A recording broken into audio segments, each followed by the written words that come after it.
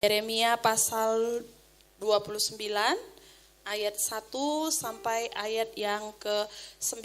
Kita akan baca ayat ini, kita akan belajar, kita akan bahas bersama-sama. Ibu bapak tentu ingat, bahkan ada yang hafal ya, ada ayat firman Tuhan yang berkata begini.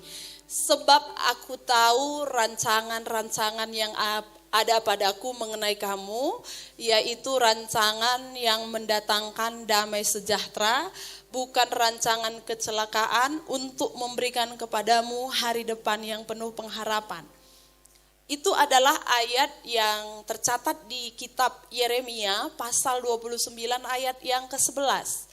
Ayat ini sering sekali kita dengar, bahkan orang-orang percaya sering klaim, dia sering pakai itu jadi ayat emas, dipakai sebagai penuntun, dipakai kadang-kadang kalau kita ada ambil ayat Alkitab di awal tahun atau tutup tahun, lalu kemudian ayat itu disampaikan dan dengan penuh pengharapan kita percaya bahwa Allah memberikan pengharapan di dalam kehidupan kita.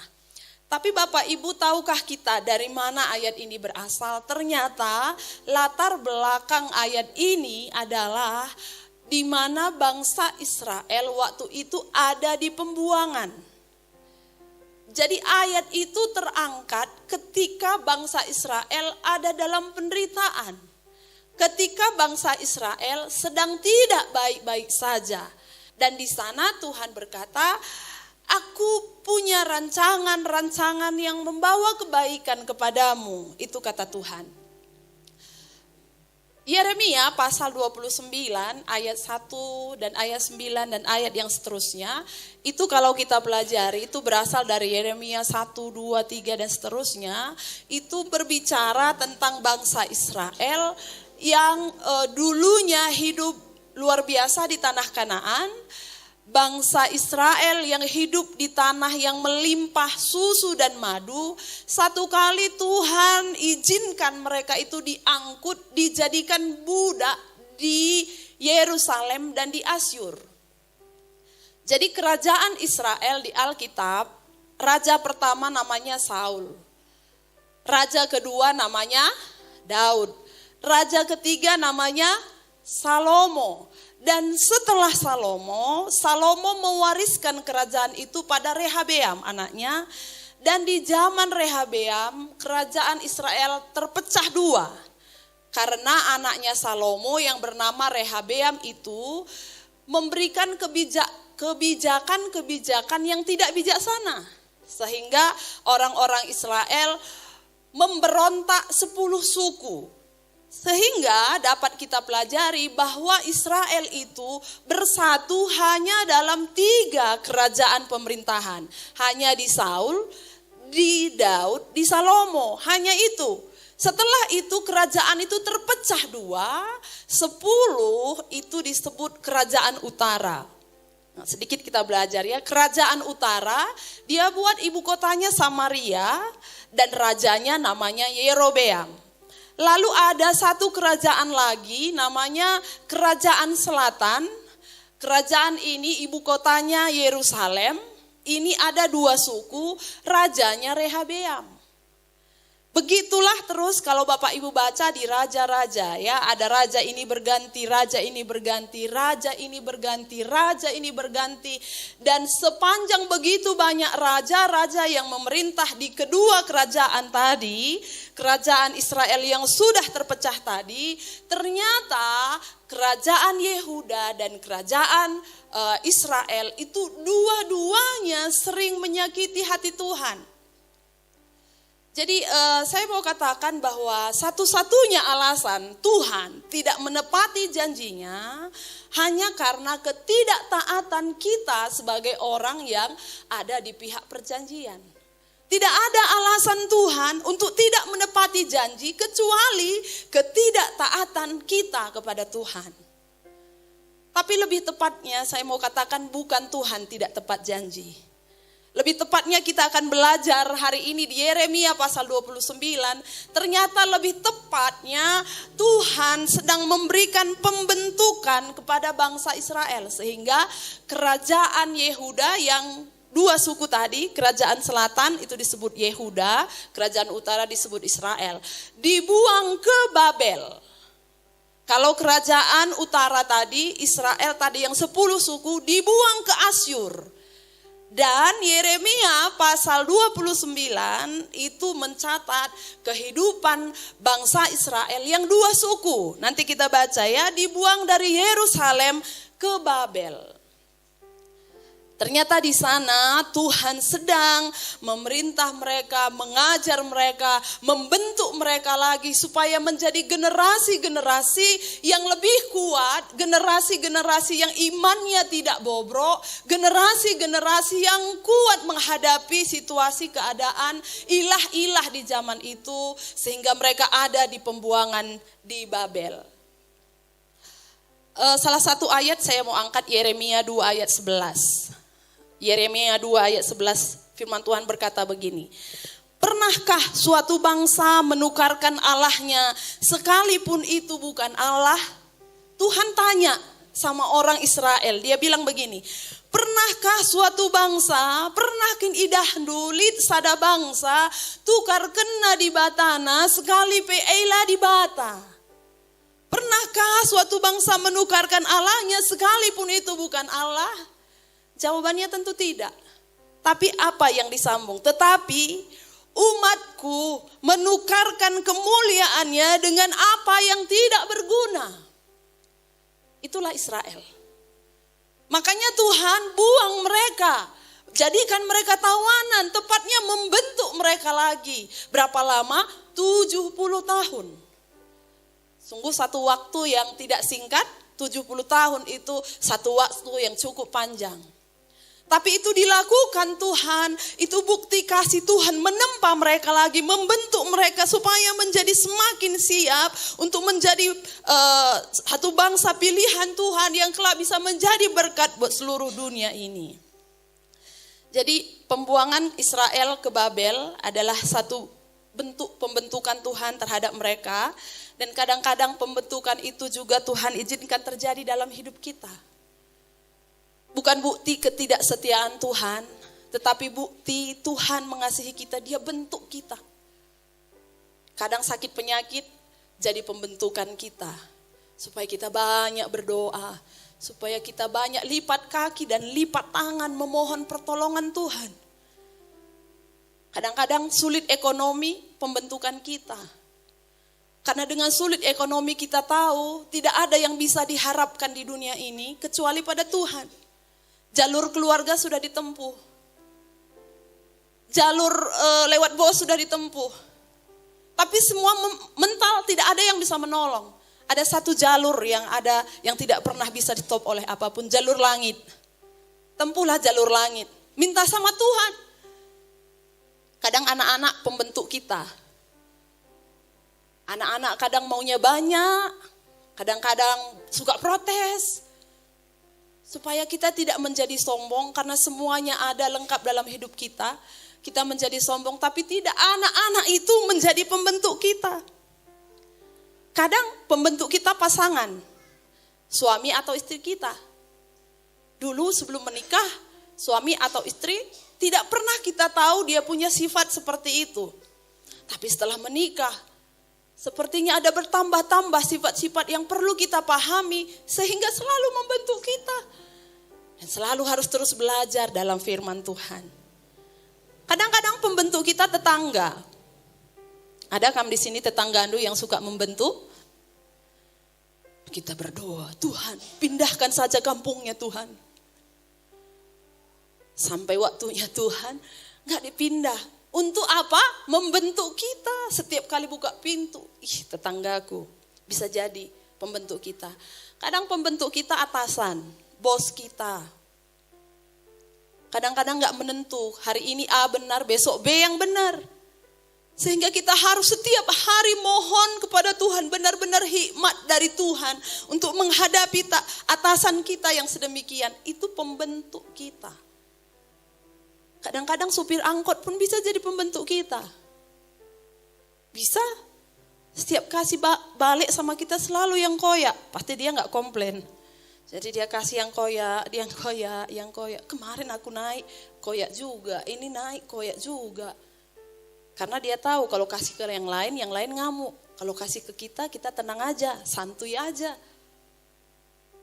Tapi saya rasa kalau 1.000, 2.000 gak apalah. 100.000 bolehlah komplain ya.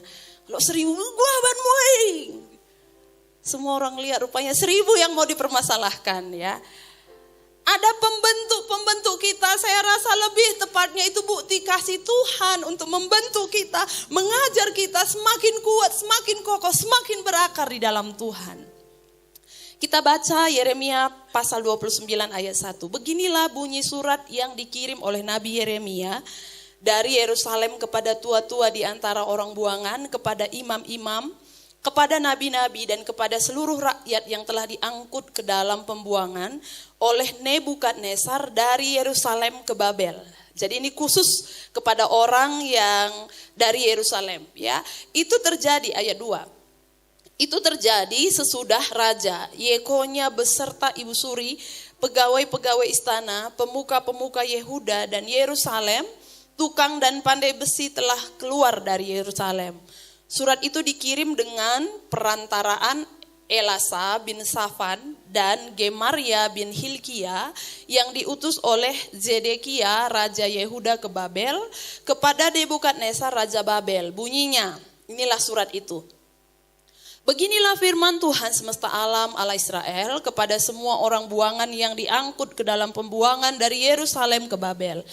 Dirikanlah rumah untuk kamu diami, buatlah kebun untuk kamu nikmati hasilnya, ambillah istri untuk memperanakkan anak laki-laki dan perempuan, ambilkanlah istri bagi anakmu laki-laki, dan carikanlah suami bagi anakmu perempuan, supaya mereka melahirkan anak laki-laki dan perempuan, agar di sana kamu bertambah banyak dan jangan berkurang.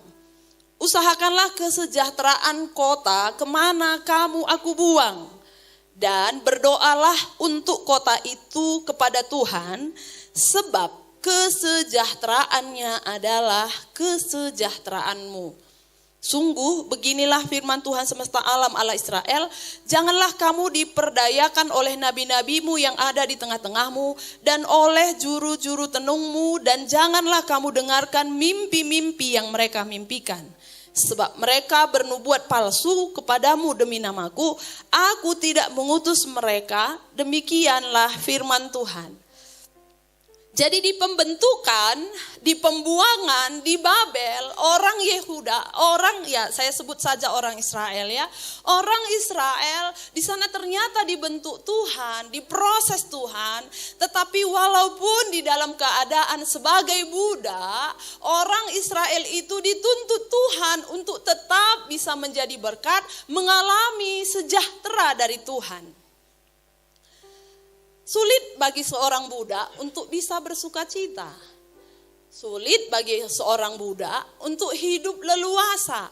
Hidup bagi seorang budak untuk bisa menjadi berkat. Tapi itu tuntutan Tuhan. Kita lihat di ayat yang kelima. Dirikanlah rumah untuk kamu diami, buatlah kebun untuk kamu nikmati hasilnya. Apa Tuhan gak salah? Mereka itu di pembuangan Bapak Ibu. Mereka itu budak yang kalau dia punya harta, penguasa di daerah itu punya kuasa untuk ambil dari mereka. Kalau mereka bangun rumah, lalu kemudian tiba-tiba penguasa mau ambil karena itu tanah mereka, itu sah-sah saja. Kalau mereka tanam anggur, kalau mereka tanam pohon ara, kemudian buahnya banyak, lalu orang Babel bilang, itu untuk kami, itu sah-sah saja karena mereka itu ada dalam pembuangan. Tapi Tuhan ternyata menyuruh mereka, buatlah rumah untuk kamu diami.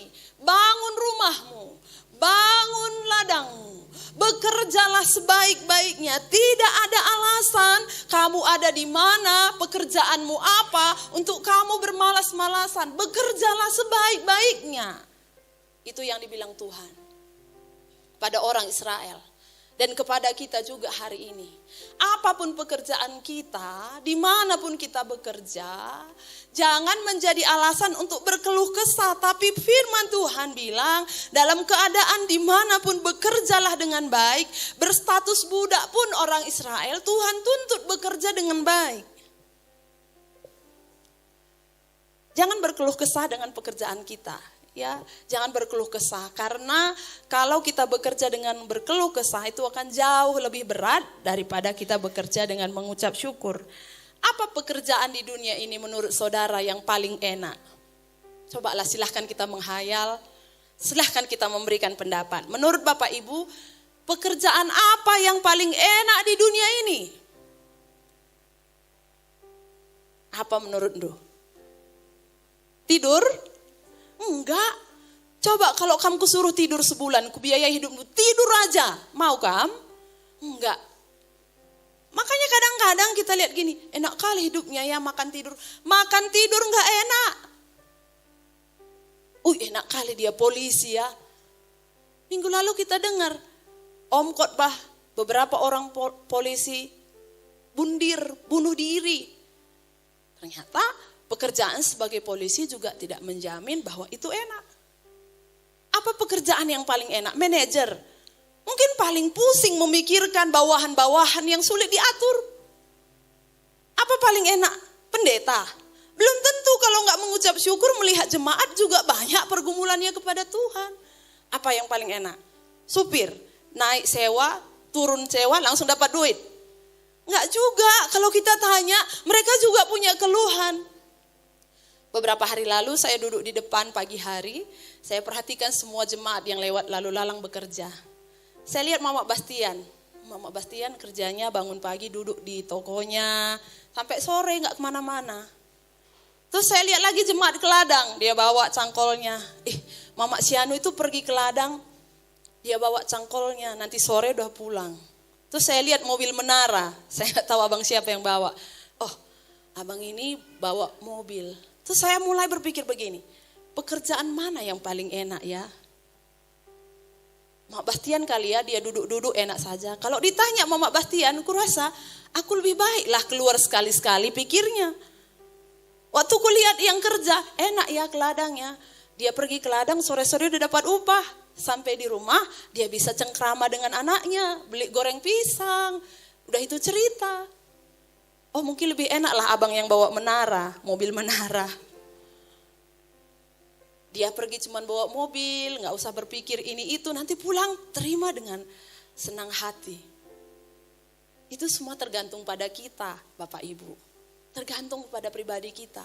Semua pekerjaan akan menyenangkan, tergantung kita melakoni pekerjaan kita masing-masing. Kalau kita terus membandingkan, enak kali dia ya, gak seperti aku. Enak kali kamu gak ke ladang, aku ke ladang. Lebih enaknya ke ladang kalau ditanya yang gak ke ladang. Kamu bosnya, kalau orang yang pergi ke kantor ada bos yang mengatur. Tapi bagi yang ke ladang bilang, yang ke kantor lebih enak. Kasih tahu kanan kirinya, tergantung kamu melakoni pekerjaan do. Jangan suka bersungut-sungut bilang. Berbeda Bapak Ibu, kalau bangun pagi, yang pergi ke ladang atau bekerja, turun hujan, kamu langsung berkeluh kesah.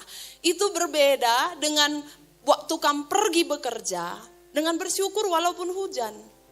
Bisa itu kalau kamu awali dengan berkeluh kesah. Sepanjang hari semua, segala sesuatu kita rasa gak beres. Jadi mulailah segala pekerjaan kita, lakukanlah pekerjaan kita dengan terbaik. Jangan suka ribut ini, ribut itu, sampai marah sama Tuhan juga. Kenapa Tuhan kasih pekerjaan aku seperti ini? Semua pekerjaan tergantung kepada kita untuk melakoninya. Kolose pasal 3 ayat 23. Apapun juga yang kamu perbuat, perbuatlah dengan segenap hatimu seperti untuk Tuhan dan bukan untuk manusia. Nah itu ya, jadi setiap kali bekerja, setiap kali kita melakukan pekerjaan kita, anak sekolah juga gitu. Aku malas Senin, IPAS terus, 5 jam IPAS. Kalau dimulai dengan persungutan, nanti rasanya hari Senin itu pulangnya lebih lama. Padahal biasa saja ya. Jadi apapun profesi kita lakukan seperti untuk Tuhan. Seperti mau ibadah. Seperti kamu komsel. Tuh kan, biasanya kalau kita pergi ibadah kan siapkan hati ya. Kita mau pergi komsel gitu ya. Walau kita tadi ada perselisihan di rumah, gak cocok. Tapi aku mau pergi komsel. Aku harus perbaiki hati. Kita biasa berusaha. Sama waktu mulai bekerja, aku mau bekerja. Aku mau persiapkan hati ya. Biarlah pekerjaan kita menjadi kesaksian, biarlah kita menjadi saksi di tempat kerja. Ya, itu yang pertama. Ayat yang ke-6. Masih Yeremia 29 ayat 6. Ambillah istri untuk memperanakkan anak laki-laki dan perempuan.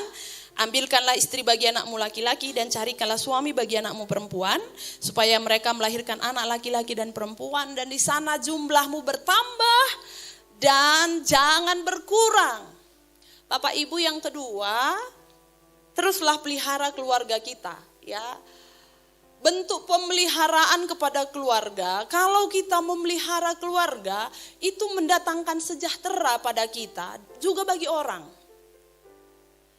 Kalau ada satu keluarga, buatlah bapak atau mama, tak peduli sama sekali kepada keluarga, dia hanya peduli pada dirinya, tidak memikirkan keluarga, itu biasanya tidak mendatangkan sejahtera kepada orang itu juga pada orang lain. Yehuda, orang Israel disuruh Tuhan, pelihara keluarga, pelihara, pertahankan. Jangan berkurang, pertahankan walaupun kalian di tempat yang di pembungangan, di pembentukan, waktunya lebih kurang, tidak akan kurang dari 70 tahun. Tapi Tuhan mau kita semua tetap memelihara keluarga kita. Jaga keluarga kita. Peduli pada keluarga kita. Doakan keluarga kita. Salah satunya juga bertanggung jawab pada tubuh kita. Itu menjaga keluarga. Kalau ada orang sudah jaga tubuh ya, jaga tubuh dalam arti memakan makanan yang cocok dengan tubuh. Tapi tetap sakit, satu-satunya yang bisa kita lakukan adalah bersyukur. Dan saya yakin percaya walau kita sakit, damai sejahtera tetap ada. Tapi berbeda kalau orang yang sudah dilarang tapi tetap enggak jaga tubuh, kemudian sakit, ini ada penjara di sini, ada hakim di sini. Dia ngomong, karena kamu enggak lakukan. Karena kamu enggak lakukan.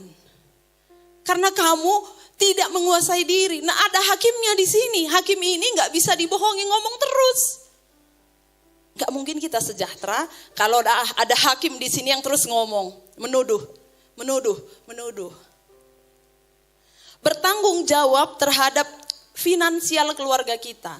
Ayo kita bekerja keras semuanya. Tapi kalaupun kita sudah bekerja keras sampai hari ini kita masih ada kekurangan, kadang-kadang ini belum cukup dan lain sebagainya, satu-satunya yang perlu kita lakukan adalah mengucap syukur. Tapi kalau ada di antara kita karena malasnya bekerja, kemudian kekurangan, itu pasti gak damai sejahtera.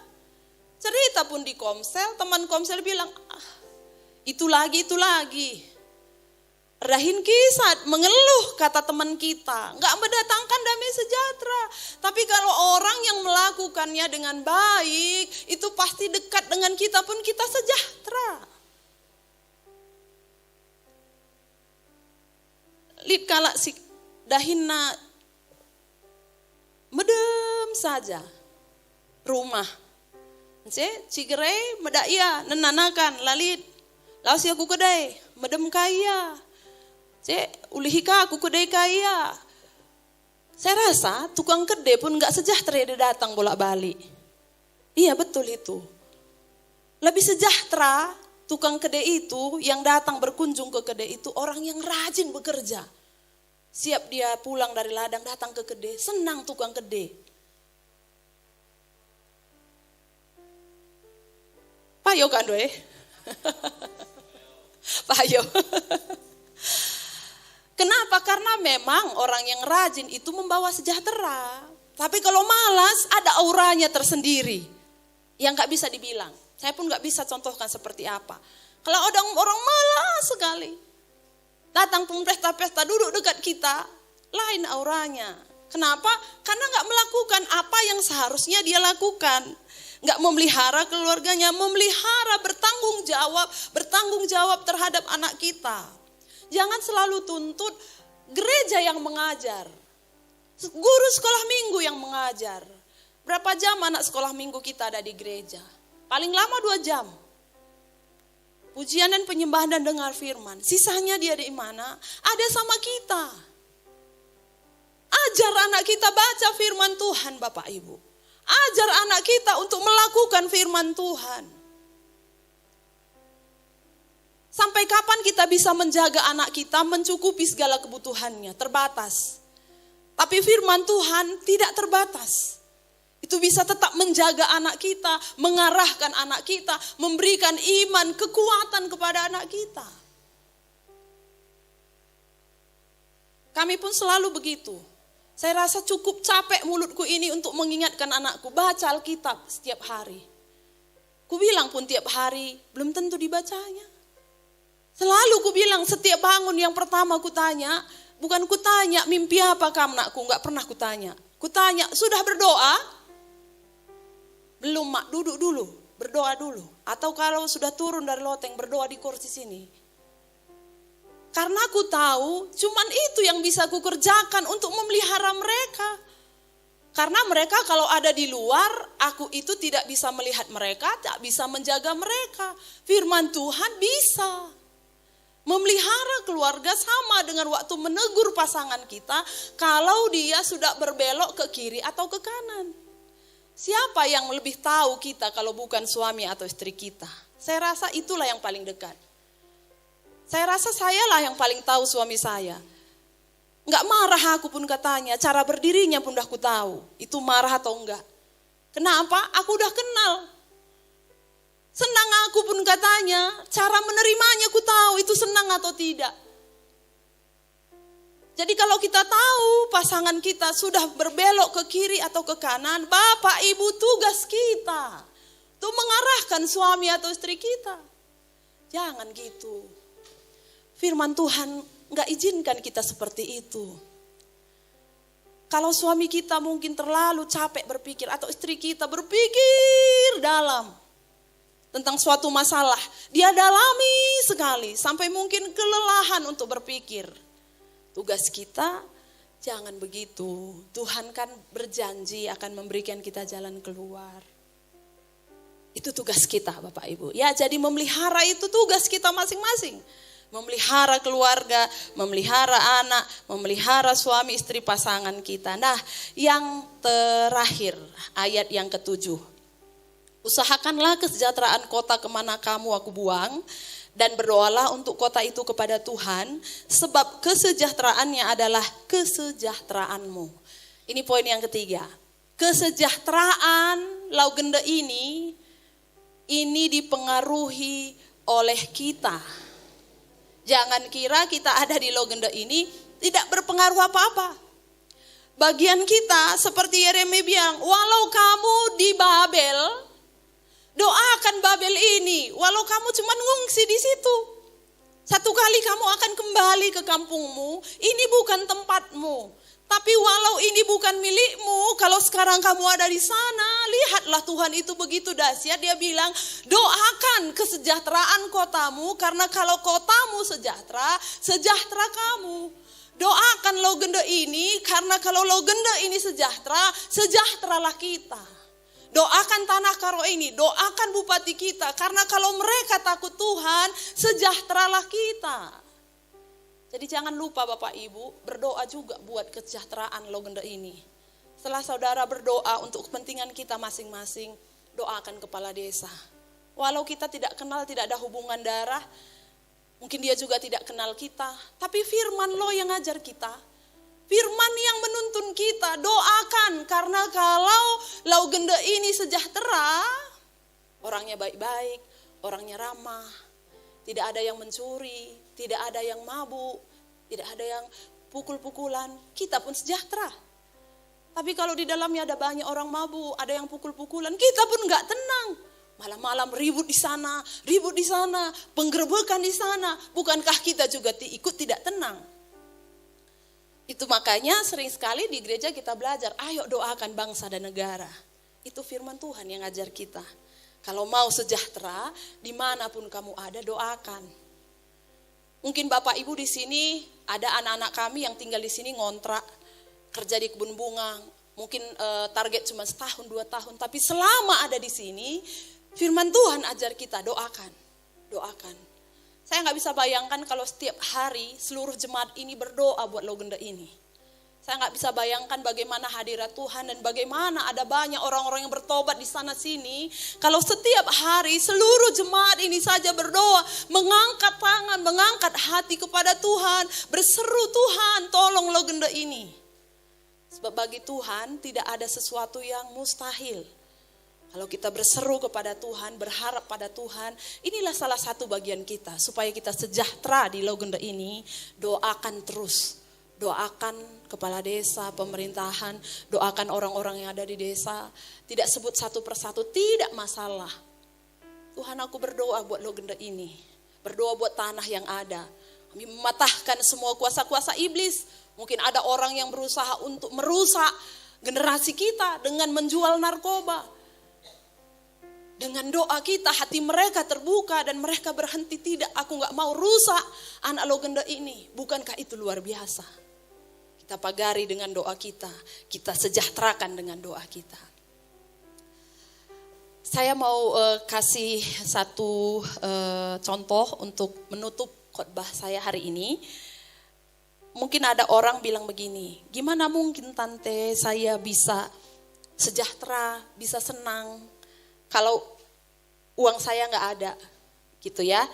Saya mau kita belajar dari satu ibu janda miskin di Markus 12 ayat 41 sampai ayat 44. Ini ayat yang terakhir ya, Markus 12 ayat 41, kemudian 42, 43 dan 44.